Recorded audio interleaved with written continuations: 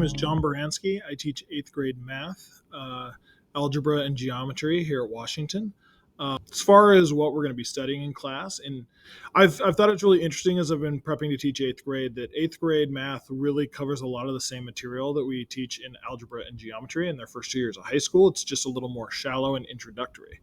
So it's really kind of a pre-algebra, pre-geometry class. And what I think is neat about it is if kids are really successful in there, they should be ready for high school math for sure.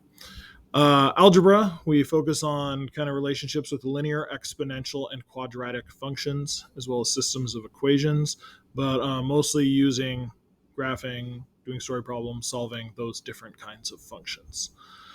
In geometry, we do a lot of work with 2 and 3 dimensional figures. We do proofs, we do constructions.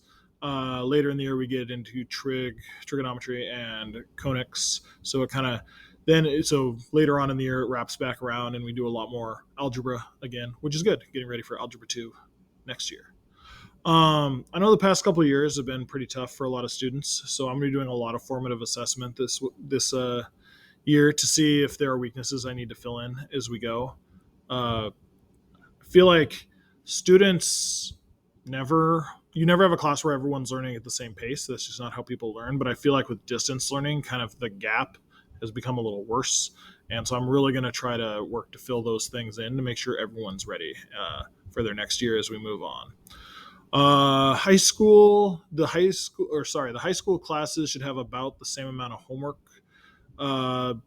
Basically, pretty much every day they'll have homework. Most days, the high school classes will have homework, whereas eighth grade, it'll be a few times a week and generally less questions. The homework grades are based on completion. It is very important that the homework is done. I look at homework as an opportunity for people to make mistakes, so I don't grade it based on, like, your grade is not how many did you get right, but did you do them all? Did you show work? Do you have explanations? That kind of thing. And then it's on the tests that you need to not make those mistakes. You need to show that you've got, computational fluency, that you understand the concept, that you're accurate, all that. There are retakes for tests, though, so if students have a tough time, they can retake. I will have a schedule for that. They can generally retake before school or after school. I used to do retakes at lunch. That's not going to happen with the 4 lunches, though, right now. That's a little wacky. If students have to miss school, they should check Schoology. That's where I post all my assignments and where I have my learning resources. I know there's going to be times this year where students might have to miss, for example, 2 weeks. If that happens and they need more help than what's given on Schoology, just please contact me and we'll see what we can work out. The best way to contact me is through email, and you can also email me through Schoology. I've been noticing that's what parents have been doing a lot lately.